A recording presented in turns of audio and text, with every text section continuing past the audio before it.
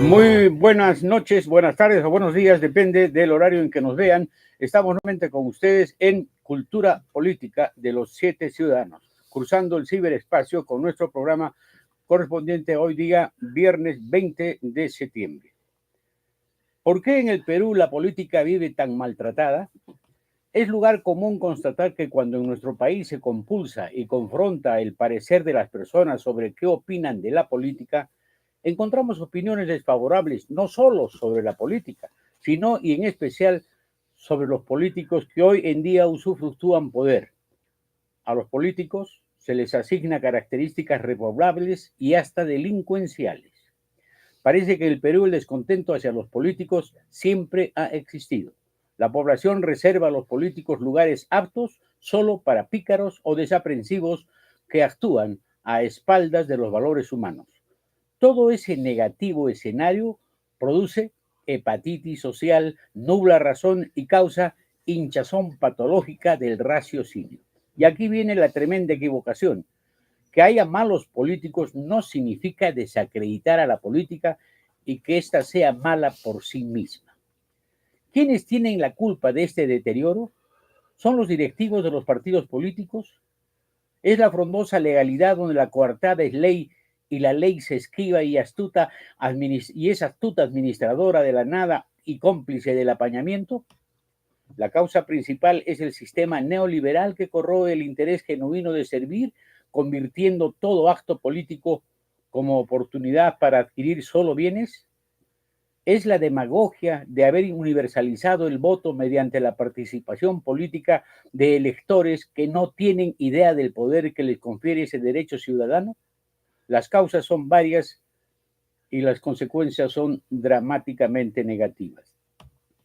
Lo cierto es que la población peruana en esta especie de ruleta rusa ha optado por apegarse a la coyuntura antes que a la cordura. No les interesa aproximarse con conocimiento a la realidad de los hechos de gobierno. Solo da cabida a pensamientos subjetivos que, como se sabe en política y en el poder, no son nada subjetivos, son realmente objetivos, deben serlo así. Escudarse en la enumeración de actos de gobierno no es enjuiciar atinadamente la realidad. La principal causante de la debacle política peruana es la propia población, que es anética, es decir, no conoce y si conoce no valora la ética y menos dimensiona la moral, que es el inherente y la condición fundamental de la realidad humana, y enaltece los principios que rigen en todo sistema de poder. Al contrario, nuestra población solo aplaude obras. No importa que robe con tal que haga obra. Por ejemplo, el fallecido autócrata Alberto Fujimori se le endosa a él el desmesurado calificativo de ser el mejor presidente del Perú, porque consolidó la economía y enfrentó la hiperinflación. No interesa a qué costo, así haya sido bajo la presión del Banco Mundial. Arguir que la lucha contra la hiperinflación, que lograr el equilibrio fiscal y el crecimiento económico son medidas suficientes para contentar a la población es razón endeble. ¿Son esos argumentos existencialistas de coyuntura los nuevos elementos que sustituyen el pan y el circo de los antiguos romanos? Debido a las maniobras dilatorias de la sensatez, se produce el inmenso desequilibrio masivo de las personas, donde se sustituye la honestidad emocional por coyunturalismo. Cada quien en suma de cuantos componen una pérdida que ridiculiza el decoro. La tarea inexcusable y hasta inexorable, si deseamos recomponer el Perú como país en camino a ser nación, es restituirle sus valores ingénitos a la política, alcanzando doctrina y reorganizando para bien las formaciones partidarias. ¿Cómo es posible que continúen satisfechos e impertérritos armando y rearmando equipos impresentables los maniobreros de Alianza para el Progreso, de Renovación Popular, Perú Libre, Fuerza Popular y hasta Acción Popular? Que han generado metástasis que convierten las excrescencias y bajos desahogos en frutos apetecibles que benefician a las mafias. La corrupción tolerada por la población peruana nos ha estreñido la digestión social y en vano nos enroscamos en dolorosos pujos que no alcanzan soluciones satisfactorias. Antes que analizar aciertos y desaciertos de gestión pública en el Perú, es urgente conocer y abordar la integridad de las autoridades que reciben mandato popular. Cultura política, en esencia, es decencia. Y cultura política no es saber solamente los tejes y manejes de la filosofía política, de quiénes fueron los pioneros en darle concepto y coherencia a la política y qué es el poder. Cultura política es la práctica decente de la política y es ostentar, lucir y actuar con honestidad e integridad. Cultura política, en suma, es educar con el ejemplo y enaltecer a una sociedad y no polarizarla. Quien hace obra y es corrupto no merece aprobación. Evitemos la evasión y dejemos que la política peruana, por obra de desaprensivos políticos con complicidad evasiva de la gran mayoría de peruanos, se convierta en butifarra y los delincuentes nos dijeran con ají uchucuta.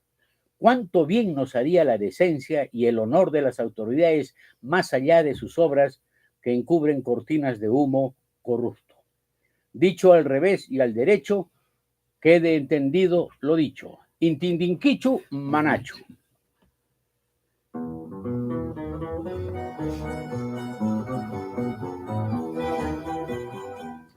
Y nos vamos a la recuperación de memoria a través de una historia. Mancho, Buenas, Marco, buenas tardes con nosotros. La peste en el Perú, 1903. La historia cuenta que la peste asoló Europa en el año 542 a.C. en el reinado del emperador Justiniano y fue bautizada como la plaga, y en 1348 como la muerte negra. En 1884, dos investigadores, Yersin y Kitasato, descubrieron su agente etiológico, el bacilo de la peste o Yersinia pestis. En 1886, 2 años después, aparece la plaga en Asia y en la India. Se calcula 1 millón de muertos por año en ese tiempo. La rata alberga como huésped a este microbio y la pulga que convive en ella, en la rata, la pica o al picarla se contagia y luego hace lo mismo con cualquier humano que tenga la mala fortuna de convivir con ratas y sus pulgas. Esta enfermedad, en su forma clínica pulmonar y en la sanguínea o septicémica, es mortal. Y en la más frecuente, conocida como bubones, tumores en cuello, axilas e ingles, su letalidad es menor. Es posible sobrevivir con cuidados. Y el tratamiento con antibióticos no se descubrió sino hasta recién mediados del siglo pasado. La peste ingresó al Perú en 1903, según historiadores, por barcos que trajeron a las ratas enfermas e ingresaron por los puertos de Pisco y el Callao. El primer paciente del que se tiene referencia se diagnosticó el 28 de abril de ese año, y ello sucedió luego de días y días en que el sujeto y su familia desplegaban sus actividades con normalidad. Obviamente, la pulga lo picó en silencio. Ni la sintió y no lo supo, ni se imaginó la relación con las ratas. La enfermedad avanzó sin avisar hasta que aparecieron las molestias, luego de días llamados de incubación. Y así se sucedieron uno a uno los casos y se propagó la enfermedad y la muerte. La peste llega a Lima y ante la posibilidad de una declaratoria de cuarentena en una editorial del diario El Comercio del 14 de septiembre de 1903 se dice textualmente: no se trata ya simplemente de salvar vidas, sino de salvar nuestros intereses económicos y fiscales. La oligarquía nacional en el Partido Civilista dicta los editoriales de ese diario. Estamos frente a un episodio que marca un hito que se hace permanente en historia y que no debemos olvidar. Las prioridades de la campaña que se organizó fueron la identificación de los casos, el aislamiento de los enfermos y la incineración de cadáveres. La reconstrucción de locales no llegaron a ser importantes durante esta campaña, lo cual implica la búsqueda e eliminación de las ratas. Las acciones en general se caracterizaron básicamente, ¿no?, por las pesquisas de los enfermos, ¿no?, y fueron dispersas, discontinuas, limitadas a los momentos de crisis y variables según la localidad afectada. Hacia 1910, la peste peruana, inicialmente epidémica y portuaria, se había transformado también en un problema rural endémico, especialmente en el norte del país, debido a las talas del campo y luego los cuyes domésticos fueron infectados. Alrededor de 1919, la peste comenzó a extenderse con intensidad en las regiones andinas de poca altura, como en las sierras de Piura, Lambayeque y Cajamarca. Desde su aparición hasta el año 2023, se habían producido 16.665 casos, de los cuales fallecieron 8.566. Alta letalidad. De 2, 1 muere. El Perú tuvo la poca feliz distinción de haber tenido más casos de peste que cualquier otro país de América en el primer tercio del siglo XX. Y que desde su introducción ningún año estuvo libre de esta enfermedad. El 88% de los casos ocurrieron en las provincias de la costa del país. Como la mayoría de los casos procedían de barrios pobres, la peste fue asociada con la miseria, la insalubridad de la vivienda, tal como corresponde, pero con la salvedad que no se actuó en consecuencia con ello, tal como se hizo en Europa. Combatir la miseria, sino que en Lima señalaron con el dedo como culpable de la situación generada por la peste a la raza china. Ha sido nuestra historia. Y ahora nos vamos a la conversación. Estamos, como ya lo anticipó Ismaco, con Marco Antonio Valderrama Sea, Ismael Cornejo Rosselló de Anderas y yo que les habla, Jaime Hernán Cornejo Rosselló de Anderas. Y vamos a hablar sobre un tema muy interesante, el silencio. El silencio que nos debe nutrir de fortaleza anímica, de afianzamiento de la espiritualidad, pero que tan negada está en esta época de tanta distorsión, de tanta jarana, de tanto entretiempo y entremeses para destruir nuestra capacidad reflexiva. El silencio es una fortaleza. Ya después conversaremos sobre las películas que han habido sobre el silencio y las músicas, etcétera, pero lo central es que nos afirmemos, Marco y Ismaco, en esta necesidad de que cada uno se retraiga y haga un viaje hacia sí mismo con el silencio tan creativo, como lo dijo Barrés en un libro famoso de François Morois, solo el silencio, solo la soledad no nos ha envilecido. Sí, Nacho. Yo creo que el silencio es un componente sustantivo, básico, de una comunicación que tiene como horizonte el entendimiento y la comprensión entre quienes se comunican, ¿no? Es parte activa. Lamentablemente, ahora hay en los diálogos una verborrea y verborrea y verborrea, y uno termina hablando de una cosa y no sabe qué dice y termina diciendo otra cosa y se enreda y al final, bueno, habla tanto que no sé realmente qué cosa ha dicho y no tiene un momento de silencio para reflexionar ante sí mismo sobre lo que está diciendo. Como para encontrarse a sí mismo. Sobre lo que está encontrando, claro que sí, ¿no? Ahora, si el silencio es parte importante de la comunicación humana para entenderse, comprenderse, como digo, el silencio también es un componente, digamos, de muchas hechos que suceden en la realidad social, cultural, de los cuales no nos percatamos. Y un ejemplo de eso es la enfermedad, ¿no?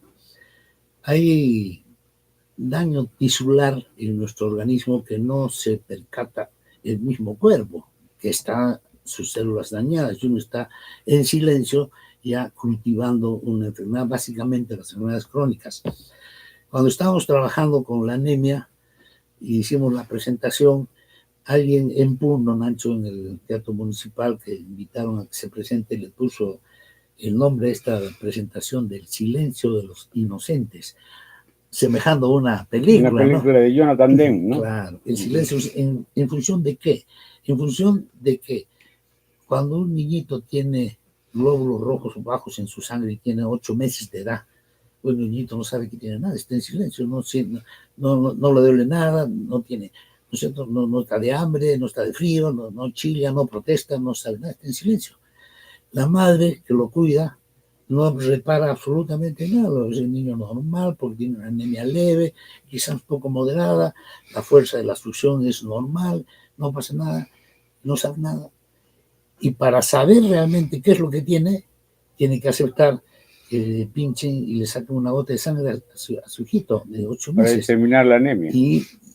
Pero si mi hijo está sano, ¿para qué le van a pinchar y para qué le van a sacar una gota de sangre, no?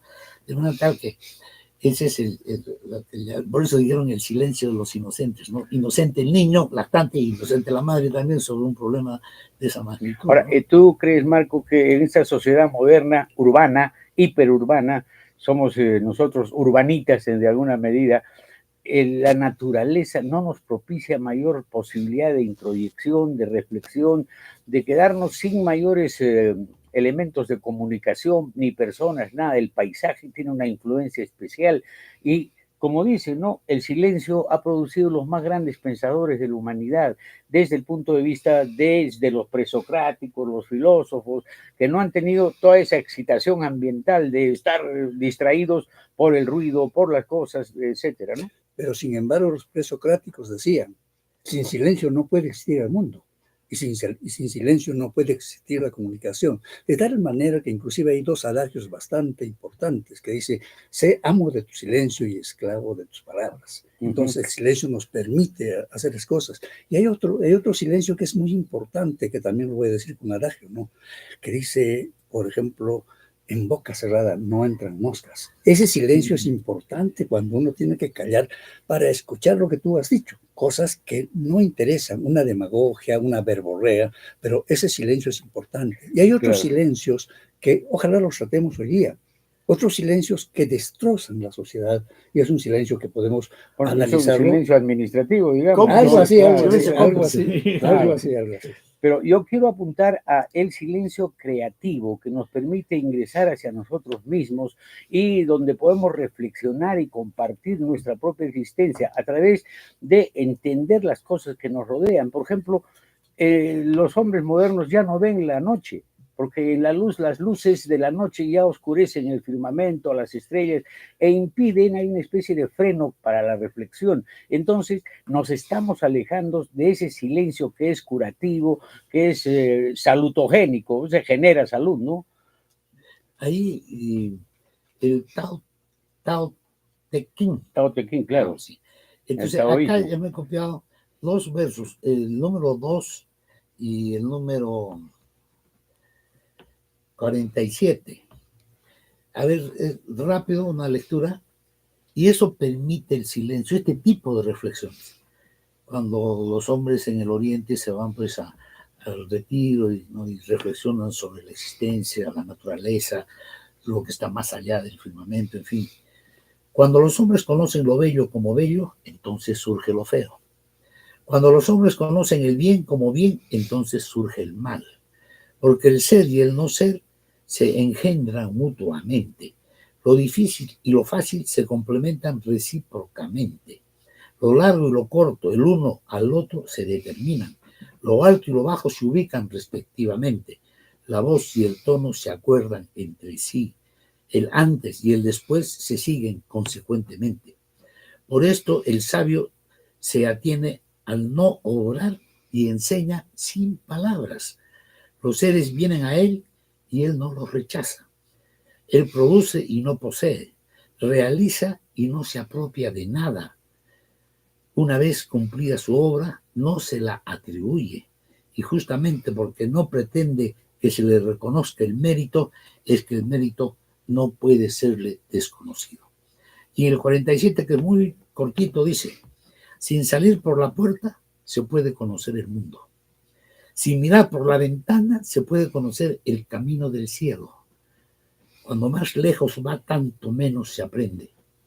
Por eso el sabio sabe sin desplazarse, entiende sin ver, realiza sin hacer.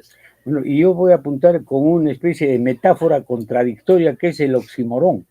El silencio es la materia del espíritu, es decir, cómo lo material tiene un fondo espiritual, ¿no? Entonces, el silencio, en lo que yo quiero apuntar y fortalecer, es que nos permite encontrarnos a nosotros mismos, o sea, es un espacio de interiorización, de introyección, de recuperación de nuestra propia conciencia. Puede ser una conciencia vivencial, una conciencia totalmente urgida que nos abre los ojos y nos permite replantear nuestro camino en la vida, ¿no? Es decir, si reflexionamos en el silencio y no reflexionamos frente a un examen donde somos memorísticos y queremos aprender cosas, el silencio es otra clase de aprendizaje. Sí, el silencio es totalmente creativo. Si no tenemos silencio, no logramos introducirnos a nosotros mismos y conocer el mundo con el pensamiento, no solamente con la palabra. Por ejemplo, el silencio metafísico. ¿Cuánto nos gustaría escuchar hablar a Dios?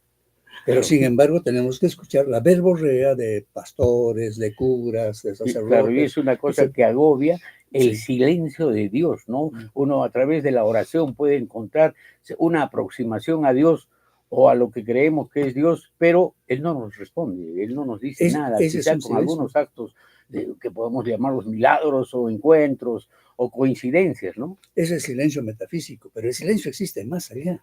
Por ejemplo, en la música, si no hubiera momentos de silencio, no tendríamos la belleza de la música.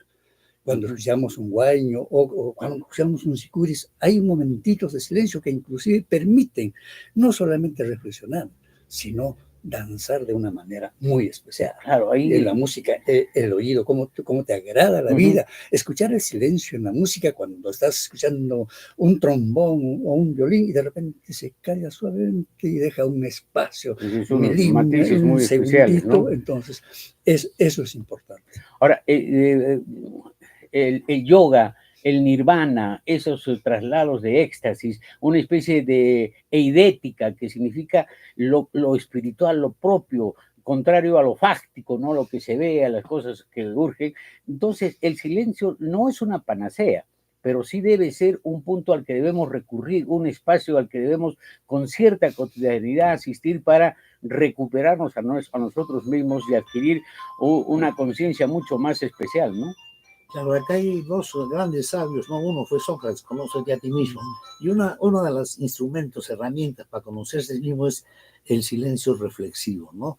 El recordar las cosas que uno ha hecho, lo que uno ha visto, etcétera, y recordar en su mente y recrearlas con imágenes. Y entonces está sintiéndose palpitantemente vivo. Su cerebro está activo. Y el otro es Hermann Hesse. Dice que la historia en todos sus libros, el hilo conductor común es aprender a saber quién es uno, en todas sus obras, ¿no? Y eso, obviamente, el silencio es uno de los componentes básicos para llegar a estas metas, ¿no? Es una conciencia trascendental, digamos, ¿no? Ahora, bueno, entonces acá hay una pregunta para mí clave, ¿no? Estamos en un escenario social, cultural de festejo, del espectáculo. Por ejemplo, uno ve TikTok, ¿no es cierto? Es pura imagen y puro ruido y pura palabra y palabra y palabra. No, yo no encontré un momentito de silencio. Quizás en algunos que ponen poesía, en fin, no sé. De abstracción, ¿no? Sí, entonces, y si los niños están habituados desde que tienen pues 2 años de edad a eso, nunca van a aprender a estar en silencio y a reflexionar sobre sí mismos, ¿no? Entonces, ¿hacia dónde está derivándose la humanidad? En este escenario donde el silencio se está convirtiendo hasta, supongo yo, una herejía, supongo yo, estamos aprendiendo a no ser ni siquiera saber quiénes somos. Bueno, yo recuerdo que en Puno, cuando tenía la biblioteca ya, a las 11 de la mañana me ponía 2 algodones en las orejas, un chullo, y me enfrascaba en una especie de cabina especial para leer, reflexionar y no tener ningún contacto con la balumba, con el ruido y con las cosas, porque quería al momento del aprendizaje también estar conmigo y sin ninguna interferencia, ¿no? Entonces es otra fortaleza que te alcanza para tener, pues, digamos, un conocimiento mucho más sólido, mucho más solvente y mucho más permanente, ¿no? Sí, yo quiero resaltar aquí que esta conversación es bastante importante para nosotros mismos y también para los que nos van a ver, porque nos van a permitir realmente conocer qué es el silencio y cómo la humanidad existiría sin ese silencio que nos permite comunicarnos. Lamentablemente, todas las teorías del silencio están ubicadas más en el periodismo, están más en la escritura, pero no están reflexionando como nosotros el valor del silencio para conocerse a sí mismo, para abstraerse frente a una realidad, para plantear soluciones, inclusive a problemas nuestros y a problemas de los demás, casi sin conocerlos, solamente con la abstracción, solamente con el pensamiento, solamente con estar con el silencio y poder beber de esa realidad que el silencio nos permite conocer. Bueno, podríamos sugerirles como una terapia social a los periodistas, al menos, que de alguna manera hagan silencio, no en el momento que están perorando y hablando, ¿no? Sino que antes de hacerlo reflexionen y tengan silencio respecto de la envergadura, del tamaño de las cosas que van a decir, ¿no? Nosotros hemos acuñado aquí en el programa que perro que ladra no muerde, pero cuando el que ladra es periodista, sí muerde. ¿Por qué? Porque está deteriorando la tranquilidad, la honradez, la ecuanimidad, y entonces está infamando inclusive a las personas cuando le viene en gana, ¿no? Y entonces eso es altamente negativo porque, bueno, hace daños a todos, ¿no? Esa es una verdad que casi no tiene contradicción, ¿no? Quizá, Nacho, sugerir el Ministerio de Educación que revisen bien sus planes de estudios, sus currículos en la educación básica regular, para que los niños en silencio aprendan a reflexionar sobre lo que son, ¿no?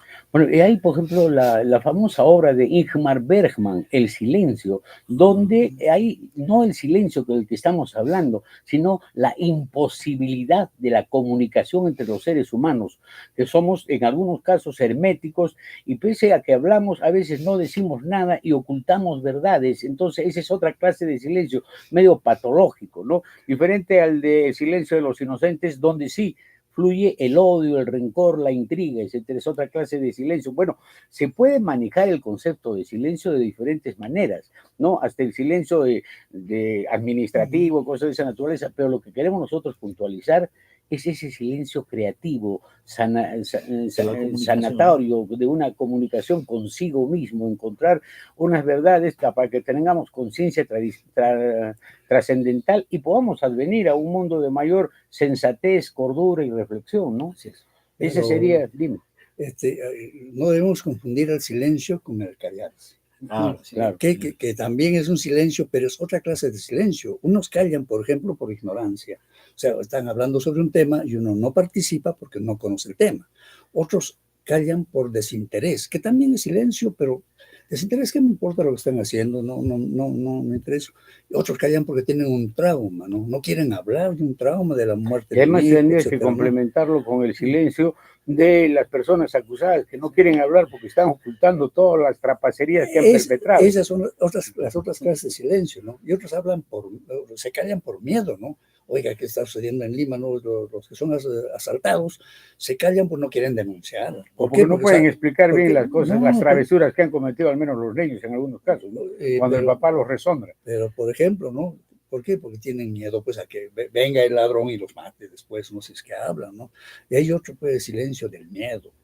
Oiga, si hablo, me van a meter a la cárcel, justamente lo que estás diciendo, ¿no? Oye, si los políticos hablaran todo, creo que tendríamos un 80% menos de políticos. Sí, bueno, si los delincuentes hablaran, los políticos, malos políticos obviamente, tendríamos una torre de Babel, de una serie de mentiras encontradas y haría una especie de sinfonía no fantástica, sino perversa, de todas las cosas negativas que hay en la propia naturaleza humana. Entonces, especialmente la es gente la que tiene otra poder. clase de silencio. Claro. Es la otra clase. Pues, Pero Marco, para resolver esos silencios que acabas de plantear tú, que son hechos de la realidad, la formación desde niño en silencio para descubrirse a uno mismo, llega a superar ese tipo de miedo. Porque una persona íntegra supera ese tipo de miedos. No se calla. Y la persona íntegra no calla, dice todo lo que debe decir. Y lo dice como corresponde, Claro, ¿no? Con respeto por el derecho ajeno, obviamente. Bueno, entonces el silencio, lo que estamos planteando, es como una terapia necesaria para los hombres que habitamos esta sociedad moderna y poder reencontrarnos con nosotros mismos. Ese es el silencio sobre el cual queremos puntualizar en esta conversación. Lo demás, en cuanto a ampliación de reflexiones, ya queda por cuenta de ustedes.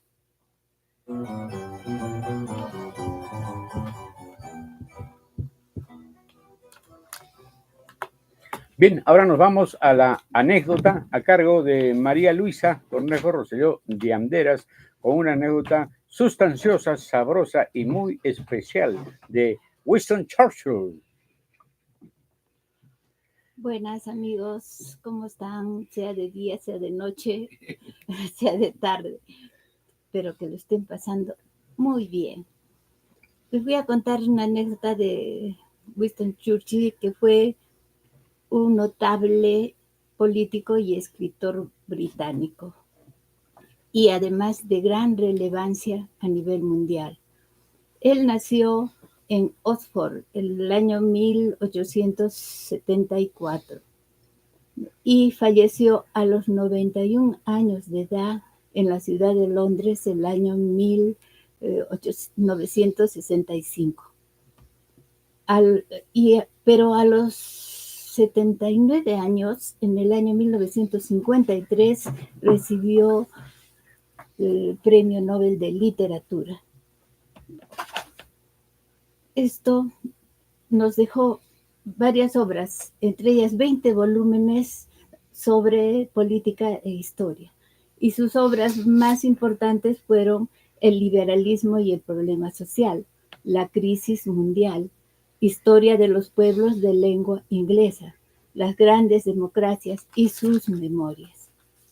Ahora viene la anécdota, que se le podría considerar a Winston Churchill como un suegro difícil, porque su yerno, Víctor Oliver, estaba a punto de divorciarse de una de sus hijas. Y en uno de los almuerzos familiares, él, para congraciarse con su suegro, que en ese tiempo era el primer ministro, para congraciarse y atenuar un poco las consecuencias de la decisión que había tomado, le hizo una pregunta y le dijo: Sir Winston, ¿quién cree usted que saldrá como el hombre más importante de esta guerra? Entonces, Sir Churchill le dijo inmediatamente, antes de que nadie de los comensales hablara: Mussolini. Entonces, el sorprendido Víctor Oliver se hizo el que no había escuchado bien y le dijo: ¿ha hecho usted Mussolini? Sí, le dijo, porque al menos él tuvo el buen juicio de mandar a fusilar a su yerno. Efectivamente, Benito Mussolini ordenó el fusilamiento del esposo de su hija, el conde Galeano. Uh-huh. Galeazzo Ciano, ¿no? Y por algo de traición. Entonces, al día siguiente de este almuerzo, inmediatamente Víctor Oliver fue y firmó los papeles de divorcio y desapareció de Londres. Temía que Churchill lo mandara a matar por haber traicionado la fe conyugal y divorciarse de su hija, probablemente la más querida. Bien, esto ha sido la anécdota a cargo de María Luisa. Nos vamos ahora con una biografía. Vamos a hablar de uno de los historiadores más importantes que ha producido Perú en estos últimos años. Se trata de Pablo Andrés Macera Dal Orso. Nació el 19 de diciembre de 1929 en Huacho, tierra de las salchichas y los embutidos, No obstante, esa característica culinaria no lo influenció para mal, más bien lo impulsó a ser un historiador integral y sustancioso, interesado además de las varias historias peruanas de economía y de política y, aquí lo sustantivo, en la historia y composición de la alimentación popular. Un historiador integral. Pablo Andrés Macera Dal Orso, el último y más completo historiador de los últimos años, falleció el 9 de enero del año 2020, a los 91 años de edad. Estudió con bastante voluntad y con donativos diarios a la inteligencia creativa en especial, hacia la sugestiva disciplina de la historia económica del Perú, y aunque parezca contradictorio, se especializó también en comprender el mundo mágico de la historia y sociología del arte peruano, produciendo libros cimeros como La pintura mural andina en los siglos XVI al siglo XIX. Macera era un historiador que no vivía contento con lo que hacía y planeaba cada cierto tiempo, cuestionándose y planteándose riesgos y disgustándose con la propia profesión de historiador que poseía y detentaba. Es decir, se cuestionaba a sí mismo para renacer y rejuvenecer. Era iconoclasta y le gustaba contradecir su tiempo presente. Por eso culminó su trayectoria siendo congresista por el fujimorismo, pese a sus notorias inclinaciones y simpatías con la izquierda, y hasta una leve tolerancia al discurso psicopático de Sendero Luminoso, con el que muchos intelectuales peruanos coincidían, sin admitir la insanía descalabrante del terrorismo y de su desequilibrado conductor. Él, como parte estandarte de su personalidad, afirmaba que hay que evitar el prestigio y huir del prestigio. Fue considerado como oráculo no para predecir el futuro, sino como analista que decía verdades que muchos otros historiadores de coyuntura callaban o ocultaban. Acertó en sus análisis de la temporalidad peruana desde los años 60, 70, 80 y hasta el 90, y hasta casi finales de siglo, pero como demodé, como una especie de diletante y escandalizador que era, bueno, una persona que al final, como dije, aceptó integrar las filas del fujimorismo y fue congresista en el periodo 2000-2001, solamente un añito, del controvertido fragmento político Alianza del Perú 2000. Un gran productor de pensamiento a través de la historia económica del Perú, desde la colonia y la república, con énfasis en el espacio agrario. Su monumental obra, poco conocida, de Parlamento y Sociedad en el Perú, bases documentales del siglo XIX de 8 tomos, es una maravilla. En el 8º detalla con gran precisión la geografía política de la Sierra Sur. Geografía política. Además, escribió La imagen francesa del Perú, trabajos de historia en 4 tomos, Visión histórica del Perú, Las furias y las penas, Geografía colonial de Arequipa y la citada pintura mural y la sugestiva Comida ambulante y gastronomía en Lima Norte. O sea, un historiador de vasta perspectivas.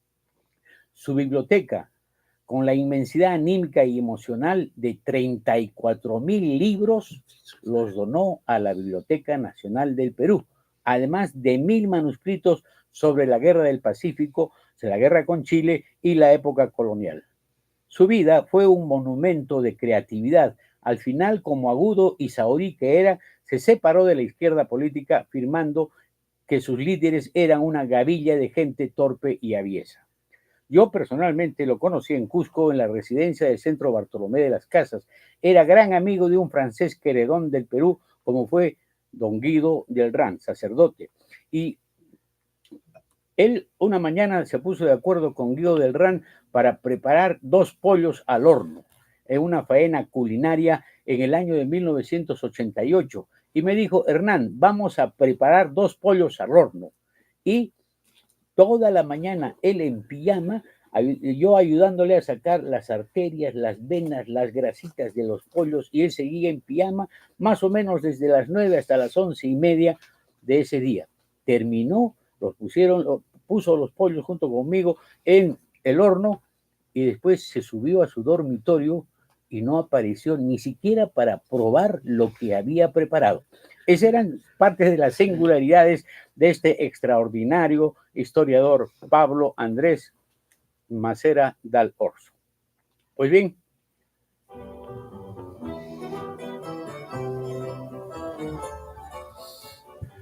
Nos vamos a un poema de José María Arguedas en quechua, que después lo vamos a traducir. Él mismo lo tradujo y yo lo voy a leer en castellano. Este es un poema de José María Arguedas. Guarma son coiquiwan, causaikichinki, chiri yaguar, runacunata. Allin yaichinikiwan, sumachta rikunki, imaimana yachtanchita, ruranata. Ama samaichu, waikei, ama saikuichu, auka rurakunata, wischuy. Pero uninchikta kuyakunata hatarichi, yanapasunankipaj. Orkumparan, ritin mana, sayariwankichu. Urpi, fierru, kuri, sonkoiki. Y lo traducimos. Con tu corazón de niño harás revivir a los hombres de sangre congelada. Con tu buen saber apreciarás todo lo hermoso forjado en nuestra patria. No te canses, hermano, pero no descanses. Ahuyenta a los malos, levanta a los que aman nuestro Perú para que te ayuden. Las montañas, la nieve y la lluvia que no te detendrán, y tu corazón es de oro, de fierro y de paloma.